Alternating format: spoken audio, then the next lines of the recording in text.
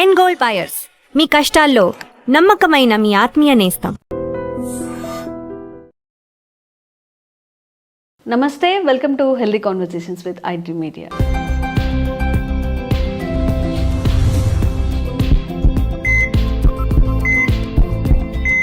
నేను మీ ఝాన్సీ. సో ఈరోజు మనతో ఉన్నారు వంటింటి చిట్కాలకు కేర్ ఆఫ్ అడ్రస్ అయిన మధుసూదన్ శర్మ గారు, ఎండి ఇన్ ఆయుర్వేద. మరి షుగర్ గురించి మనం మాట్లాడుకుంటున్నట్లయితే చాలా మందికి ఇప్పుడు అంటే యంగ్ ఏజ్లోనే షుగర్ బారిన పడుతున్నారు. మరి దీన్ని స్టాప్ చేయడం ఎలాగా? ఇప్పుడు కొంతమందికి షుగర్ వచ్చినప్పుడు హై లెవెల్ ఆఫ్ షుగర్స్ ఉంటాయి, వాటిని ఎలా కంట్రోల్ చేసుకోవాలి, ఈ విషయం గురించి మాట్లాడదాము.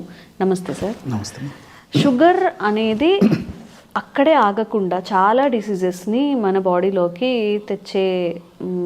ఇన్వైట్ చేసేస్తుంది. అంటే ఒక షుగర్ వచ్చిన తర్వాత బీపీ కానీ రిలేటెడ్ ఇష్యూస్ కానీ చాలా ఎక్కువగా వస్తుంటాయి. కాబట్టి ఈ షుగర్ గురించి మీరు ఏం చెప్తారు? ఎలా దాన్ని మనం కంట్రోల్ చేసుకోవాలి? అసలు రాకుండా ఉండాలంటే ఏం చేయాల్సి ఉంటుంది? ఓకే, షుగర్ వ్యాధి ఈ మధ్యకాలంలో ఒక భారతదేశంలోనే కాకుండా ప్రపంచవ్యాప్తంగా కూడా విపరీతంగా పెరిగిపోతుందమ్మా. సో భయభ్రాంతులకు గురి చేస్తుంది. ముఖ్యంగా ఈ భారతదేశము, చైనా వంటి దేశాలలో మరీ విపరీతంగా ఈ కేసులు పెరిగిపోతున్నాయమ్మా. భారతదేశంలో కూడా, దక్షిణ భారతదేశంలో, ఉత్తర భారతదేశంలో కూడా షుగర్ వ్యాధిగ్రస్తుల సంఖ్య విపరీతంగా పెరిగిపోతుందమ్మా. ఇది నిజంగా చాలా శోచనీయమైన విషయము, బాధాకరమైన విషయమా. షుగర్ వ్యాధికి ప్రధానమైన కారణము లైఫ్ స్టైల్, జీవన విధానం సరిగ్గా లేకపోవడం. అంటే మన ఆహార విధి విధానాలు మారిపోయాయి, అదేవిధంగా జీవన విధానాలు మారిపోయాయి. దీనివల్లనే షుగర్ వ్యాధి ఎక్కువ శాతం మందులు, 190% మందులు వస్తుందమ్మా. పూర్వకాలం అయితే షుగర్ వ్యాధిగ్రస్తులను మరి వెతకాల్సి వచ్చేదమ్మా ఎక్కడున్నారని చెప్పేసి. ఈ కాలంలో షుగర్ లేనటువంటి వాళ్ళని వెతకాల్సినటువంటి రోజులు భవిష్యత్తులో రాబోతున్నాయని చెప్పేసి కూడా అనిపిస్తుందమ్మా. సో ఇంచుమించు ప్రతి ఇంట్లో కూడా షుగర్ వ్యాధి గ్రస్తులు 5 మంది జనాలు ఉన్నారంటే 5 మంది దాదాపు 3-4 ఆ కోవలోకి చెందేటటువంటి పరిస్థితి ఏర్పడుతుందమ్మా. సో పిండి పదార్థాల సేవన ఎక్కువ, మానసిక ఒత్తిడి, అదేవిధంగా ఈ వాతావరణ కాలుష్యము, రకరకాలైనటువంటి కృత్రిమ పదార్థాలు, fast foods, junk foods, bakery foods ఇలాంటివి తీసుకోవడము, ప్రిజర్వేటివ్స్, తర్వాత ఈ ప్యాక్డ్ ఫుడ్స్ ఇలాంటివి తీసుకోవడము, నంబర్ ఆఫ్ రీజన్స్ వల్ల ఈ యొక్క షుగర్ ప్రాబ్లం మొదలవుతుందమ్మా. సో షుగర్ను బాగా నియంత్రణలో ఉంచుకోవాలమ్మా. ఎప్పుడైతే షుగర్ను నియంత్రణలో ఉంచుకోకపోతే ప్రథమ దశలో అంత చెప్పుకోదగ్గ స్థాయిలో ఇబ్బంది లేకపోయినప్పటికీ క్రమంగా ఇంత ఒట్టుడింత అయిన చందన క్రమక్రమంగా రకరకాల కాంప్లికేషన్స్ కూడా దారితీస్తుందమ్మా. అంటే తల నుంచి కాళ్ళ వరకు ప్రతి అవయవము, ప్రతి కణము ఈ షుగర్తో ఇన్వాల్వ్ అయిపోతుంది. దీనివల్ల అస్తవ్యస్తం అయిపోయి మొత్తం సమస్తమైన శరీరం కూడా అనారోగ్యం పాలయ్యేదానికి అవకాశం ఉంటుందమ్మా. అంటే తలకు సంబంధించిన జబ్బులు, కళ్ళకు సంబంధించిన జబ్బులు, అంటే తలకు సంబంధించిన జబ్బులు అంటే మెదడుకు సంబంధించినటువంటిమా ఈ ఆల్జీమర్స్ రావడము, పక్షవాతం రావడము, పార్కిన్సన్స్ సమస్య రావడము, ఇలాంటి సమస్యలు, కంటికి సంబంధించినటువంటి జబ్బులు రావడము, గుండెకు సంబంధించినటువంటి రక్తనాళాలకు సంబంధించినటువంటి సమస్యలు రావడము, అదేవిధంగా మూత్రపిండాలకు సంబంధించినటువంటి సమస్యలు రావడము, నరాలకు సంబంధించినటువంటి సమస్యలు రావడము, ప్రత్యుత్పత్తి వ్యవస్థకు సంబంధించినటువంటి సమస్యలు రావడము, చర్మానికి సంబంధించినటువంటి సమస్యలు రావడం. ఒకటేమిటమ్మా, అందుకే చెప్పాను కదమ్మా, ప్రతి దానికి ఫౌండేషన్ షుగర్ అనమాట. సో మరి షుగర్ వచ్చినప్పుడు వైద్యుల వద్దకు వెళ్ళినప్పుడు షుగర్ నియంత్రణలో భాగంగా ఆహార విహారాలు వాళ్ళు ఎలాంటి పాటించాలో చెబుతూ ఔషధాలు సూచిస్తారు. కొంతమందిలో కొన్నాళ్ల పాటు ఔషధం వల్ల వాళ్ళు చెప్పేటువంటి ఆహార నియమాలు వీళ్ళు పాటించడం వల్ల కొన్నాళ్ల పాటు నియంత్రణ ఉన్నప్పటికీ మరి వీళ్ళకి తెలియక చేసేటువంటి పొరపాట్ల వల్ల మరి ఇంకా షుగరు కంట్రోల్ తప్పిపోతుందమ్మా. సో డాక్టర్ వద్దకు వెళ్ళినప్పుడు షుగర్ పెరిగినప్పుడు డాక్టర్ గారు కూడా తప్పని పరిస్థితుల్లో షుగర్ మాత్రలు డోస్ పెంచుతారు. సో వాటి వల్ల కూడా కంట్రోల్ కాకపోతే మరిన్ని కొన్ని కొత్త మందులు తోడు చేస్తారు. దాంతో సాధ్యం కాకపోతే ఇన్సులిన్ వాడవలసినటువంటి పరిస్థితి ఏర్పడుతుంటుందమ్మా. సో కాబట్టి ఇలాంటి పరిస్థితి ఎదురయ్యే కొద్దీ మరి టాబ్లెట్స్ ఎక్కువ వాడే కొద్దీ, డోస్ వాడే కొద్దీ కాంప్లికేషన్స్ వస్తుంటాయి, మందుల వల్ల సైడ్ ఎఫెక్ట్స్ వస్తుంటాయి. అదేవిధంగా షుగర్ లోపల ఈ విధంగా పెరిగిపోవడం వల్ల కూడా సైడ్ ఎఫెక్ట్స్ వస్తుంటాయమ్మా. సో డాక్టర్ సూచించిన మేరకు ఔషధాలు వాడుతూ ఆహార విధి విధానాలు పాటిస్తూ నేను చెప్పినటువంటి ఇప్పుడు చెప్పబోయేటువంటి ఔషధాన్ని వాడుకోవడం వల్ల షుగర్ నియంత్రణలో ఉండడమే కాకుండా ఆధునిక కృత్రిమ రసాయన ఔషధాలు బాగా డోస్ తగ్గించుకోవచ్చు. భవిష్యత్తులో ఎలాంటి కాంప్లికేషన్స్ రాకుండా కూడా కంట్రోల్ చేసుకోవచ్చు. వచ్చినటువంటి కాంప్లికేషన్స్ కూడా ప్రమాదకరంగా పరిణమించకుండా కూడా మనం ఇప్పుడు చెప్పబోయేటువంటి ఔషధం సదా ఆ యొక్క ప్రభావం దేహంలో ఉంటూ కాపాడుతుంటుంది. సో ఎలాంటి ఔషధాన్ని తయారు చేసుకోవాలంటే కాకరకాయలు ఫస్ట్ తీసుకోవాలమ్మా. సో కాకరకాయలు మనకు సంవత్సరం అంతా మార్కెట్లో దొరుకుతాయి. సో ఇలాంటి కాకరకాయలు బాగా లావుపాటి కాకరకాయలు తెచ్చుకొని నీటితో కడిగేసి శుభ్రం చేసేసి తుడిచేసేసి చిన్న చిన్న చిప్స్ లాగా చేసేసి నీడలో ఎండబెట్టేసేసి బాగా నీడలో చిప్స్ చేసేసి ఎండబెట్టేసేయాలి. ఇప్పుడు ఆలు చిప్స్ ఇలా చేస్తామమ్మా, అరటి బనానా చిప్స్ అలా చిన్న చిన్న చిప్స్ లాగా చేసేసి నీడలో పెట్టేసేయాలమ్మా. ఎండలో పెట్టకూడదు, ఔషధ గుణాలు తగ్గిపోతాయి. నీడలో పెట్టేసేసి ఒక 2-3 days 2 to 4 days బాగా ఎండిపోయేదాకా పెట్టేసి మిక్సీలో వేసేస్తే మెత్తగా పౌడర్ అయిపోతుందమ్మా. సో అలాంటి కాకరకాయ పౌడరు మనం షుగర్ వ్యాధికి వాడుకోవాల్సి వస్తుంది. సో ఇప్పుడు మామూలుగా ఈ పచ్చి కాకరకాయలు వేసుకోకూడదా అండి, మిక్సీకి వేసుకొని తాగకూడదా జ్యూస్? అది రోజు తీసుకోవడం అంటే కష్టం అయిపోతుందమ్మా, చేదు గుణం కూడా ఎక్కువైపోతుంది, కొంతమంది తీసుకోవాలంటే ఇబ్బంది పడతారు, అది కూడా మంచిదే. సో ఇప్పుడు మనం చెప్పుకుపోయేటువంటి ఫార్ములా వాడుకోవడం వల్ల ఏమంటే భవిష్యత్తు ఏదో కాంప్లికేషన్స్ కూడా రాకుండా ఉంటాయి. సో షుగర్ వ్యాధి నియంత్రణ ఉండడమే కాకుండా కేవలం కాకరకాయ కాకుండా మిగతా పదార్థాలు కూడా మనం వాడుకుంటాం కాబట్టి ఫ్యూచర్లో కూడా ప్రాబ్లమ్స్ లేకుండా ఉంటాయి అన్నమాట. అందుకోసం ఫార్ములా రూపంలో అయితే తీసుకోవడం కూడా ఈజీగా ఉంటుందమ్మా. సో ఈ కాకరకాయ పౌడరు నేను చెప్పినటువంటి పద్ధతిలో తయారు చేసుకుని ఒక 50 grams తీసుకోవాలి. సో ఈ కాకరకాయ షుగర్ను తగ్గించేందుకు చాలా అద్భుతంగా పనిచేస్తుందమ్మా. సో మీరు వినింటారు చాలా మందిని చెప్పగా అదేవిధంగా కొంత విషయాలు కూడా మీరు గమనించి ఉంటారమ్మా.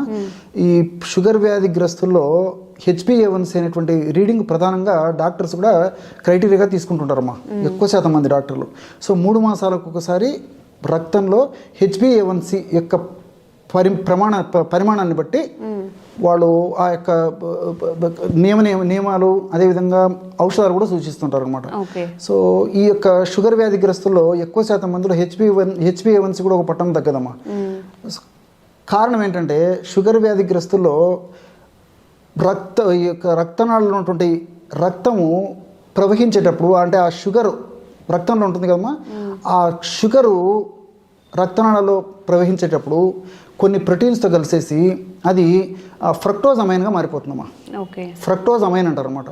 ఎప్పుడైతే ఫ్రక్టోజ్ అమైన్గా ఆ షుగర్ రక్తనాళాల్లో ఉన్నటువంటి రక్తనాళాల్లో ప్రసరించేటువంటి షుగర్ మారిపోయిందో అటువంటి ఫ్రక్టోజ్ అమైన్ని సెల్స్ ఈజీగా గ్రహించలేవు అనమాట.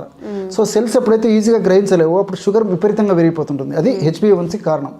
సో మరి కాకర ఎలా పనిచేస్తుందంటే HbA1cని తగ్గిస్తుందమ్మా. ఎలాగంటే ఇప్పుడు ఫ్రక్టోజ్ అమైన్ అనేటువంటి పదార్థము ఈ బ్లడ్ బేస్ రక్తంలో షుగర్ పద్ధతిలో ఉంది కదమ్మా. సో ఈ కాకరలో ఉన్నటువంటి ఈ చారెంటిన్, విసిసిన్, ఇన్సులిన్ లైక్ పెప్టైడ్ ఇలాంటి రసాయన పదార్థాలు ఏం చేస్తాయంటమ్మా దాన్ని విడగొట్టేసేసి మామూలు షుగర్ కింద కన్వర్ట్ చేసేస్తాయి. ఎప్పుడైతే ఆ విధంగా కన్వర్ట్ అయిపోయిందో సెల్స్ ఈజీగా గ్రహిస్తాయి. సో సెల్స్లోకి ఎప్పుడైతే ఈ యొక్క షుగర్ లోపలికి వెళ్ళిపోయిందో అప్పుడు బ్లడ్లో తగ్గిపోతుందమ్మా. సో HbA1c తగ్గేందుకు కూడా కాకరకాయ చాలా అద్భుతంగా పనిచేస్తుంది. అంటే షుగర్ను నియంత్రించడమే కాకుండా HbA1cని తగ్గించేందుకు కూడా కాకరకాయ చాలా అద్భుతంగా పనిచేస్తుందమ్మా. సో అదేవిధంగా ఈ షుగర్ వ్యాధిగ్రస్తుల్లో తరచుగా ఇన్ఫెక్షన్స్ వస్తుంటాయి, బ్యాక్టీరియల్ ఇన్ఫెక్షన్స్ కానీ ఫంగల్ ఇన్ఫెక్షన్స్ కానీ ఇలాంటి అనేక రకాల ఇన్ఫెక్షన్స్ వస్తుంటాయి. రక్తానికి సంబంధించిన ఇబ్బందులు వస్తుంటాయి, చర్మం దురద పెట్టడం ఇలాంటివి జరుగుతుంటాయి. ఇలాంటివన్నిటికీ కూడా కాకరకాయ చాలా అద్భుతంగా పనిచేస్తుందమ్మా. సో మల్టిపుల్ బెనిఫిట్స్ కాకరకాయకు ఉంటాయి. రెండవ పదార్థంగా కరివేపాకమ్మా. సో కరివేపాకును కూడా మనం ఎండబెట్టేసేసి అంటే బాగా శుభ్రంగా కడిగేసేసి ఆరించేసి తుడిచేసేసి బాగా నీడలో ఎండించేసి పౌడర్ లాగా తయారు చేసేసుకుని ఆ కరివేపాకు పొడి కూడా 50 grams తీసుకోవాలమ్మా. ఇది కరివేపాకులో ఏ విటమిన్ పుష్కలంగా ఉంది, కాల్షియం పుష్కలంగా ఉంది, ఫైబర్ ఎక్కువగా ఉంది, అనేక రకాలైన మినరల్స్ ఇందులో ఉన్నాయి. సో కంటి వ్యాధులు రాకుండా ఉండేందుకు షుగర్ వ్యాధి నియంత్రణలో ఉంచడమే కాకుండా కంటి వ్యాధులు రాకుండా ఉండేది కూడా ఇది కాపాడుతున్నామా. సో సర్వసాధారణంగా చాలా మందిలో షుగర్ వ్యాధిగ్రస్తుల్లో కళ్ళు ఇన్వాల్వ్ అయిపోయి కంటికి సంబంధించి రెటినల్ ప్రాబ్లమ్స్ అదేవిధంగా క్యాటరాక్ట్ ఇలాంటి అనేక రకాల సమస్యలు విజన్ ప్రాబ్లమ్స్ ఇవి వస్తుంటాయమ్మా. సో వాటిని నుంచి కాపాడేందుకు ఆ సమస్యలు రాకుండా ఉండేందుకు వచ్చినప్పటికీ త్వరగా తగ్గేందుకు ప్రమాదకరంగా పరిణమించకుండా ఉండేందుకు ఈ యొక్క కరివేపాకు పొడి ఉపయోగపడుతుంది. సో 50 grams కరివేపాకు పొడి తీసుకోవాలమ్మా.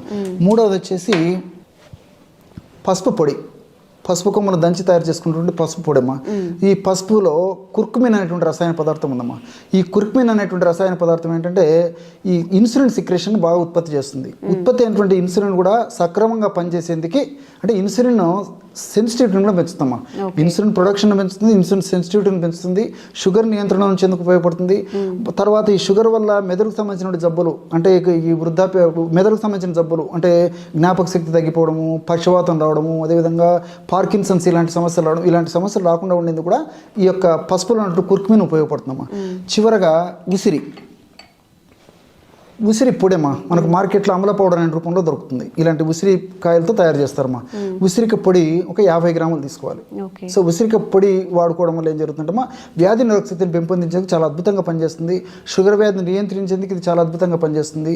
సో భవిష్యత్తులో మరి షుగర్ వ్యాధి వల్ల చిన్న వయస్సులోనే వృద్ధాప్య లక్షణాలు రాకుండా ఉండేందుకు యాంటీ ఆక్సిడెంట్ కూడా పనిచేస్తున్నామా. సో మల్టిపుల్ బెనిఫిట్స్ ఈ యొక్క ఉసిరిక పొడిలు ఉన్నాయి.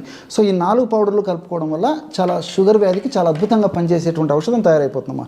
సో కాకరకాయ పొడి, కరివేపాకు పొడి, తర్వాత పసుపు పొడి, చివరగా ఉసిరిక పొడి ఒక్కొక్కటి 50 గ్రాముల చొప్పున తీసుకోవడం వల్ల టోటల్ 200 గ్రామ్స్ అవుతుందమ్మా. ఇది 40 రోజుల కోర్స్ అమ్మా. సో రోజు మార్నింగ్ ఆహారానికి ముందు, నైట్ ఆహారానికి ముందు ఒక ½ టీ స్పూన్ అంటే 2.5 గ్రామ్స్ ఒక 50 ml వాటర్లో కలిపి తీసుకోవాలి. సో రోజు అలా తీసుకోవడం వల్ల 40 డేస్కి ఈ మెడిసిన్ అయిపోతుంది. మళ్ళీ ఫ్రెష్గా తయారు చేసుకొని వాడుకోవాలమ్మా. సో దీర్ఘకాలం పాటు వాడినప్పటికీ అన్ని సైడ్ బెనిఫిట్స్ ఉంటాయి కానీ ఎలాంటి సైడ్ ఎఫెక్ట్స్ కూడా ఉండవు. సో ఇంగ్లీష్ మందుల యొక్క డోసు నేను ఇంతకుముందు చెప్పినట్టు చాలా వరకు తగ్గించుకోవచ్చు. వాటి యొక్క సైడ్ ఎఫెక్ట్స్ నుంచి కూడా బయటపడవచ్చు. Okay, thank you so much sir. And for more videos, Please subscribe to iDream. Please subscribe to iDream. Please subscribe iDream. And please subscribe to iDream. For more videos, subscribe to iDream. please like, share and subscribe to the channel. Congratulations, iDream. Subscribe to iDream. Subscribe to iDream. So subscribe to iDream Media. iDream team andarki huge congratulations. Please subscribe iDream Media. Please subscribe to iDream. Subscribe iDream. Please subscribe to iDream. iDream అంటే నా కళల ఛానల్ను subscribe చేసుకున్న నోరు తిరుగుతలేదు, మీరైతే గంట గుర్తు కొట్టండి. For more such videos, please subscribe to iDream. Subscribe to iDream. Please subscribe to iDream. Please subscribe iDream Media. Please do subscribe to iDream. Please subscribe to iDream Media. For best entertainment and information, please subscribe iDream. And don't forget to subscribe to iDream.